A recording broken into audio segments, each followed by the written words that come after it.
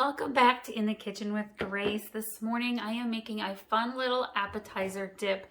It's a whipped feta honey dip, and this recipe is very versatile. You could add in some fruits and berries, you could add in some nuts, basically whatever your favorite flavors are, you can add into this recipe.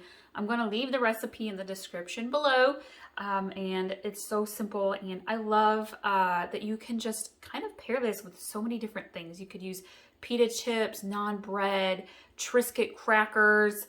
I'm actually going to bake this a little bit with some crostini bread in the oven for a little bit of a snack today, and I'll share that all with you. So let's jump in. So I actually have about a half a block of feta cheese in here. If you're looking for some alternatives to use feta you have on hand, I did a really light and yummy mango feta salad, fruit salad. I will link to that as well. A great way to use up feta all along with this recipe. So I've got the half a block of feta crumbled up into my bowl. I'm using a bigger bowl because we're going to get our mixer out. You can also use the crumbles, like if you just got a container of feta crumbles, that works too. Throw the whole container in, and then we're going to add in some cream cheese. And I'm going to do, gosh, this is almost half a block, not quite a block of cream cheese. I'm actually going to add in just a little bit more, maybe another 2 ounces or so.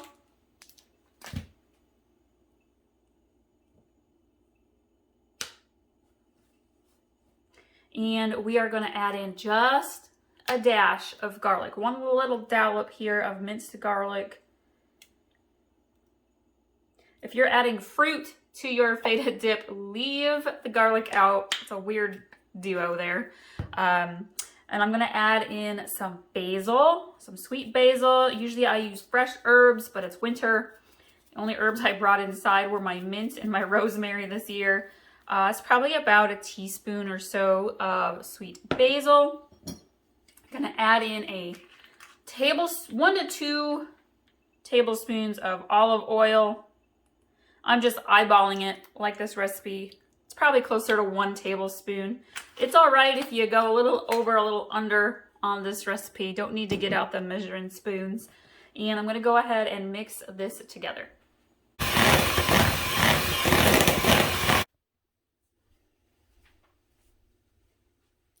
And so I mix this together, and it's a little bit thicker than I would like for it to be.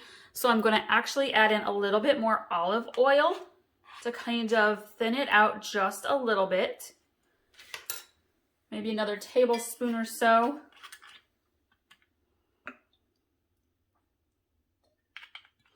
And then I'm going to go ahead and add in just a dash of the honey. And we're going to add the honey on top later. This just gives it a little bit of a nice sweet hint of sweetness to it. And I'm going to mix this again. Let me help to lighten it up. I am going to scrape it all into a bowl. And you want to use a dish. I mean, you could put this on a plate if you want to, but we are going to make a little bit of a dip in the middle to add the honey. So just make sure whatever dish you are going to put this in, that it is deep enough that if your honey overflows, you won't have a sticky mess going on. All right, I'm going to kind of just smooth her down here. And I'm using this bowl because I can literally just put saran wrap on the top, put it right in the fridge. This is not for a party, or I'd be using something a little more decorative. Okay. And I'm going to take a large serving tablespoon and kind of make a hole in the middle here. Not all the way down. I'm going to smooth out the top.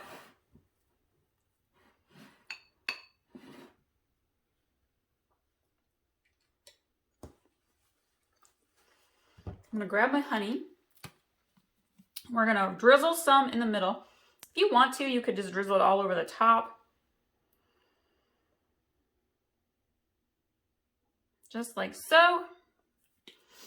And I'm going to add some pistachios. If you're looking for some way to use pistachios, I have a delicious, super soft white chocolate cranberry pistachio cookie recipe. I usually make it around the holidays, but it's delicious, good any time of the year. And I'm just gonna sprinkle my pistachios all along the top here. These are lightly salted, so it adds a nice little crunch. You got your sweet and your salty. And there we go. So I have taken a French baguette and made some slices, and I am going to take my knife here and I am going to take some of our honey and feta dip, and I am going to spread it on my little crostini, I call it.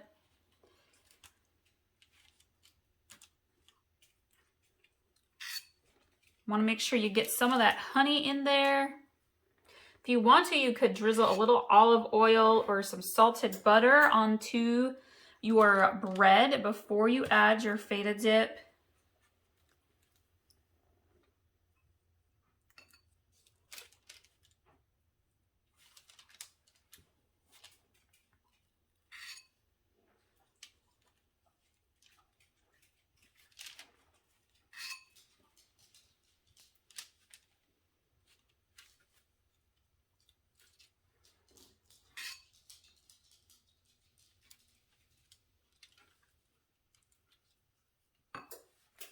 And if you want to, you could add some more pistachios.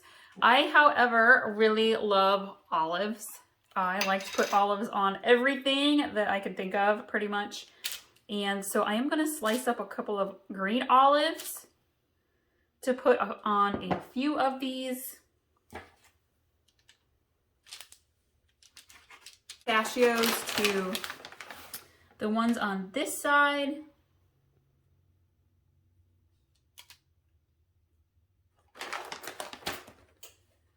And then I'm going to bake this in the oven at 350 degrees just for a couple of minutes to let the bread crunch up just a little bit, and it'll be a very tasty snack.